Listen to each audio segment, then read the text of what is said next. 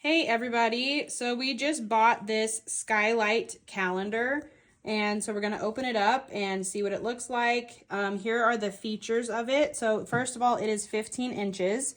It is a touch screen. So as you see, everyone has a color associated to their name, which corresponds to something on the calendar.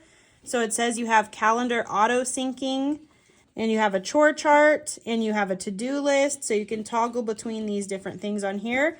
And also when you're not using it, it is a photo frame, so it will shuffle between all of your photos that you put on it. So we're gonna open it up.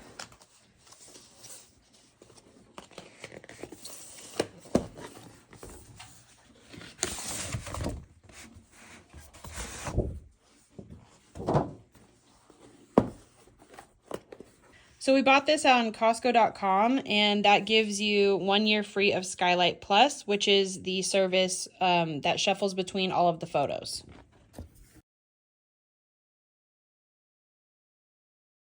So here it is. We got the white one.